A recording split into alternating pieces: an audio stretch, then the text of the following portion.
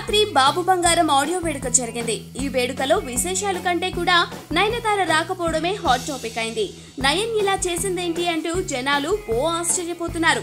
కానీ ఈ ఫంక్షన్ కు నయనతార వస్తుందని ఎవరు ఆశించారు కనుక ఆ మాటకొస్తే తెలుగులో ఆడియో కార్యక్రమాలకు రావడమే ఆమెకు అలవాటు లేదు. స్వయంగా రామానాయుడు లాంటి పెద్ద ఆయన ఓసారి నయనతారను ఉద్దేశించి గట్టిగానే విమర్శలు గుప్పించారు.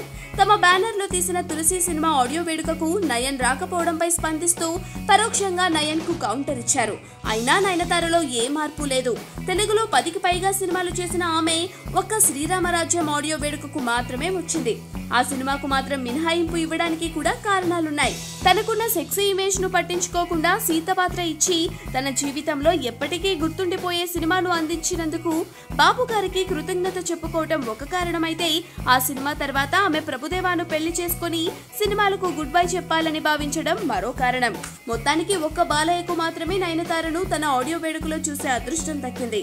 అయితే మామూలుగానే తాను ఆడియో వేడుకలకు రానని తెగేసి చెప్పే నయన్ బాబు బంగారం టీంతో కొన్ని విభేదాలు తలెత్తిన నేపథ్యంలో ఆ వేడుకకు వస్తుందని ఎవరూ అనుకోలేదు.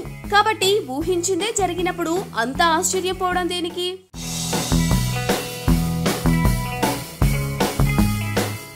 రెండేళ్లయ్యిందో లేదో అప్పుడే నటి అమలా పాల్ వైవాహిక జీవితం ఇబ్బందులో పడింది.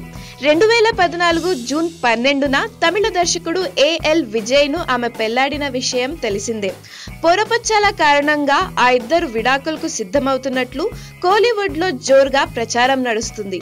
ఈ ప్రచారంపై వాళ్ళిద్దరూ పెదవి విప్పకపోయినా వాళ్ల మధ్య విభేదాలు తీవ్రమయ్యాయని మాత్రం తెలుస్తుంది.